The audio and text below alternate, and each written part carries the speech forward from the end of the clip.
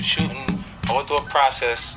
A lot of people won't be honest because their image would be up. They've been through the actual experience, but I went through a portion of me actually being afraid in experiences. I was hurt physically. I was hurt bad. So I was afraid, and I wasn't comfortable with being afraid. The only time I wasn't afraid is when I was actively involved in actually looking for somebody connected to it.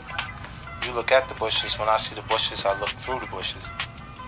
The paranoia from the experience of actually being hurt heightens your senses to everything, the possibilities of things happening. It shifted me. It's either when you get hurt that bad, either your fear consumes you or you'll become a bit insensitive and you'll start to approach the problem instead of run from it. The book is really about fear and overcoming fear, isn't it?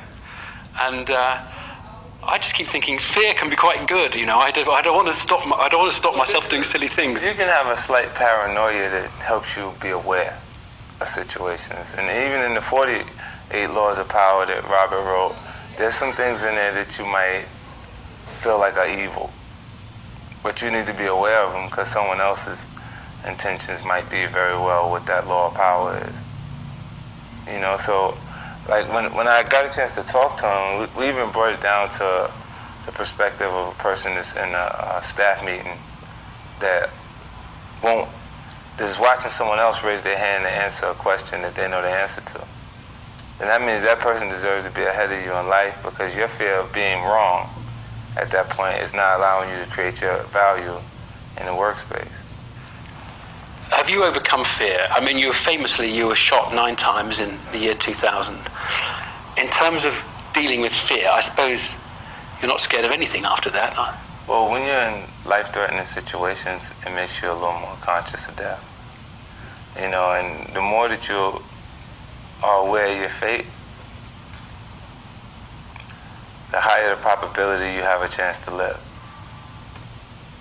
So you're a little more free. Like I go into what Robert kind of identified as the core of my power is me being in business situations and being the person with the least fear at the table.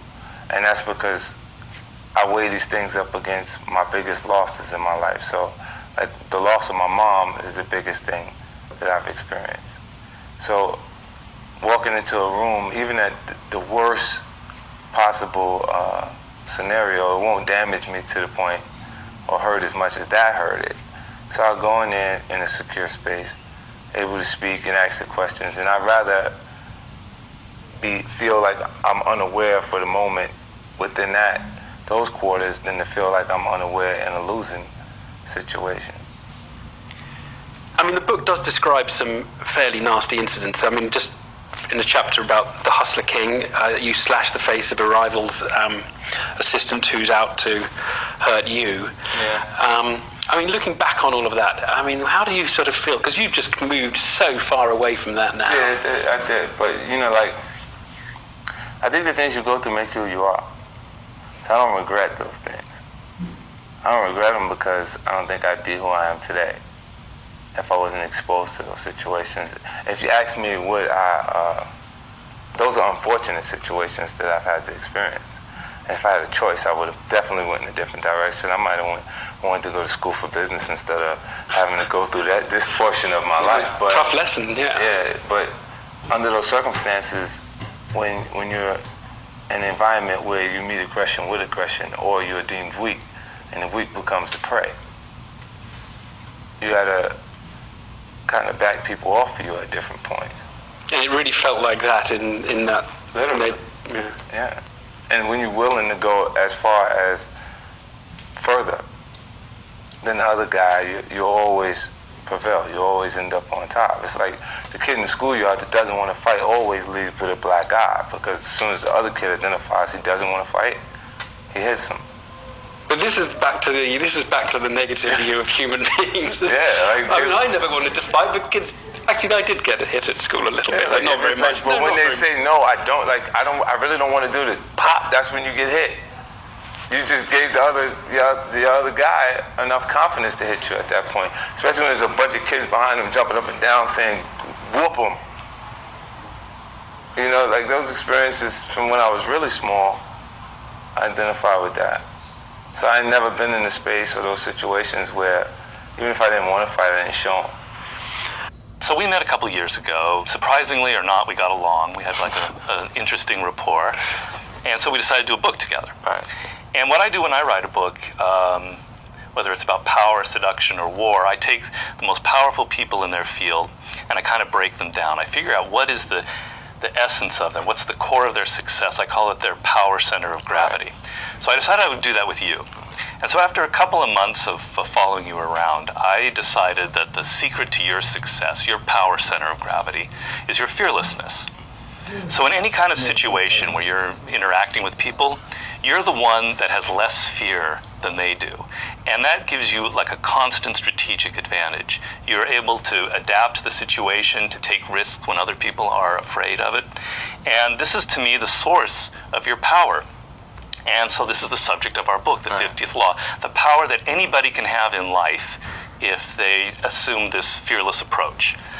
So I was wondering, were you just sort of born this way? Did you come out of the womb not crying and kind of fearless? Or did you have to develop this attitude when you were on the streets as a kid without a mother or father there? Did you have to learn how to be like that? That's absolutely something that I developed over time, because I think I have the same emotions everyone else does. I just have a way to suppress those feelings in different circumstances and situations. I can kind of adjust. Can you remember a moment when you were afraid when you were a kid on the streets, when you were hustling or anything? Or a lot of moments when I'm afraid. I think it's necessary for you to have fear to be conscious of people. What do you mean by that? A slight bit of actual fear is necessary for you to be aware, like a paranoia. There's like after it heightens your awareness. Right. So I a lot of times when people when I interact with people in different spaces, it's so less intense than what I've had the experience prior to music, that it puts me in a space where it's really a relaxed space. So it is true, a lot of times I interact with people and they have a stronger fear factor involved in our interaction than I have, because I've been in way worse situations, to me, more dramatic spaces. So I just look at each one of the situations and kind of analyze it, or I'll use a parallel to something I've experienced in my past to make sense of the actual situation. So a lot of the decisions are kind of like gut feelings. Like the music business and entertainment in general, there's no school for it. Right. So you got to kind of instinctively make the right decisions and be spontaneous and not be afraid to actually be yourself in different ways. Like I've interacted with artists that have great talents in different spaces. They're amazing. They can do things that I can't actually do, but they can't beat me at being me. Here's somebody who comes from the absolute bottom of America, Southside Queens, in the crack era, when an African-American male is not supposed to live past the age of 25, particularly one who's dealing drugs and is dealing with all the violence. Not only did he manage without a mother or father in his life, he never knew his father. His mother was murdered when he was 8. He not only did he manage to be a hustler, but he managed to get out of the hustling racket. He managed to get into music, but he managed to survive that horrible world of music with all the crap political games that go on within. He not only survived, but he was able to become successful, but he kept building on it and building on it. It's a typical American rags to riches story. I wanted to know why. What's underneath it? What was that quality that maybe we could learn? And in spending time with him, I felt like if I could summarize it in one word, it's that this is a man who comes to life without fear. So it's not just fear of death or bullets. That's the obvious thing we're talking about. I'm talking about, here's a man who's not afraid of change, for instance. If something happens where a situation is new, he's lost a job, he's been cut off this record contract, there's something happening, he doesn't get upset or worried, he's calm, he deals with it in a fearless manner. He takes risks, but the risks are controlled, but he's not afraid of failing, he's not afraid of being criticized, he's not afraid of being different from other people. When I thought about that, it's just how powerful you could be in life if you are not afraid of the things that happen to you. You're able to feel balanced and in control and make decisions not based on exaggerating risks, etc., but on reality. I just thought it was incredibly powerful way to be in the world. I could feel it myself. And it's like it's a way of being in the world. When you're afraid and fearful, it's like your mind, the aperture of your mind closes up to this, and you stop looking at the world around you. You want everything to be comfortable and familiar and the same. You stay in your house, you watch the same TV shows. Everything just, the circle closes up. When you're not afraid, and we've experienced it all in our lives, when you're in a new country and you just don't, you're traveling and you feel open, your mind is active and alive, you become creative, everything changes. This is the key to feeling powerful, but also to being creative in the world. So I wanted to get underneath all of the other things, the power, the seduction, the strategy, and see that quality that lay underneath it all. I get so annoyed with that argument about it being innate. How could something like that be innate? Sure, we are all individuals, and somebody, because of who they are and their DNA and their experiences, are a little more timid than other people. But nobody is born without fear. We are all born into this world screaming and crying, bloody mess. We're terrified of being away from our mother for a few minutes. We're afraid of the dark. We're afraid of dying. We're afraid of being beaten up in school. We're afraid of failing. There's not an individual on this planet, I don't care who you're talking about, who hasn't felt a lot of fear. What differentiates people are those we find who tend to deal more with fearful situations and understand that it's hurting them in life. By becoming fearful, they're maiming themselves, and they learn to move past these fears. That's what separates people. That's what separated 50. He saw being on the streets.